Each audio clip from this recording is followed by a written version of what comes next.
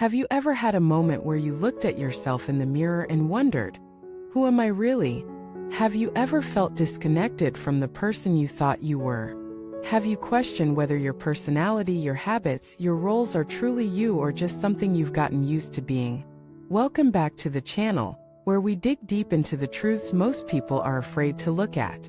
Today's journey will take us into the very heart of identity itself. We're going to explore the illusion of self not philosophically, but experientially. We'll uncover how your perception of yourself might be the very thing holding you back from peace, growth, and authenticity. Let us start with a simple but shattering question. Who would you be without your story? Not your name, not your job, not your relationships, not your memories.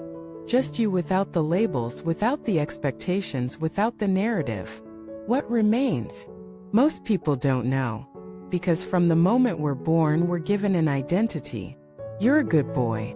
You're a smart girl. You're lazy. You're loud. You're sensitive. These become the bricks in the wall of our self-image. And we spend years, decades even reinforcing that wall, decorating it, defending it, until one day we feel suffocated inside it. And yet we don't know how to leave. Because we've become attached to the mask. We think it's our face. Let me ask you, when you say I am, what usually follows? I am anxious. I am introverted. I am successful. I am unlucky. I am unworthy. Where did those statements come from? Did you choose them consciously? Or were they inherited? From childhood, from society, from trauma, from repetition? Are they facts? Or are they beliefs you've practiced so long they now feel like truth?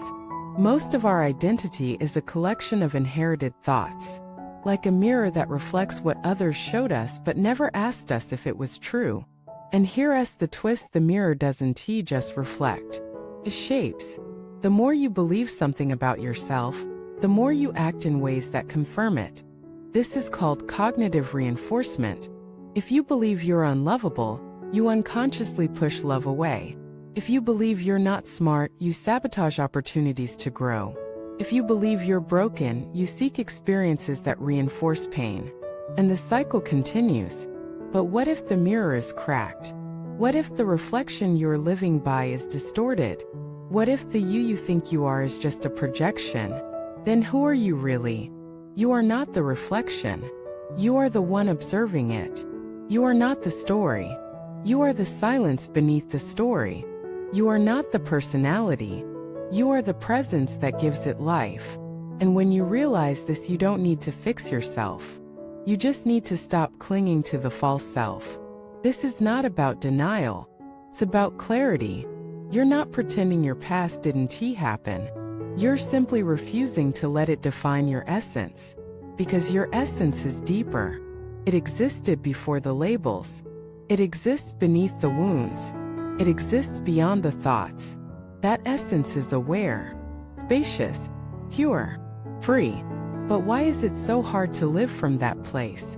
Because ego thrives on identity.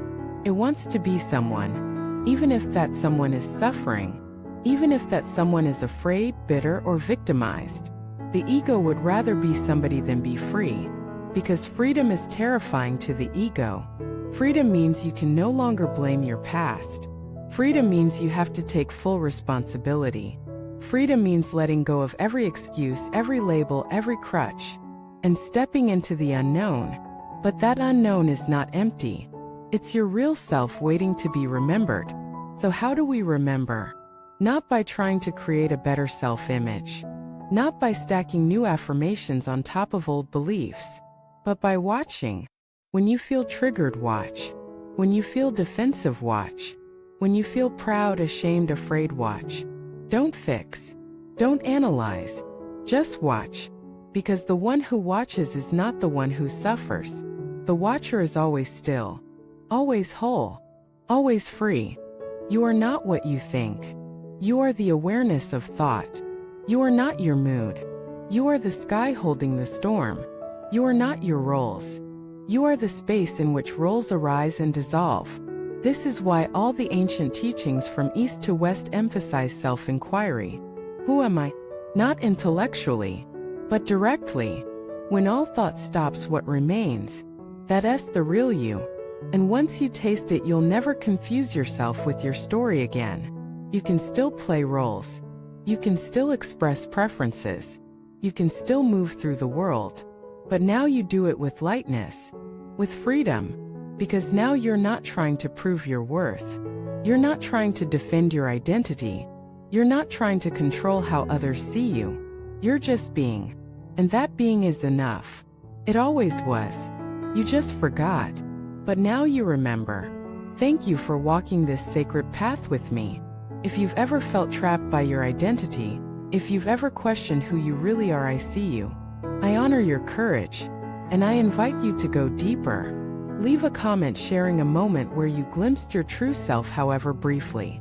Like this video if it helped you see beyond your thoughts. Subscribe for more content that guides you home to yourself. And hit the bell to stay connected on this journey of remembrance. Thank you for watching this video.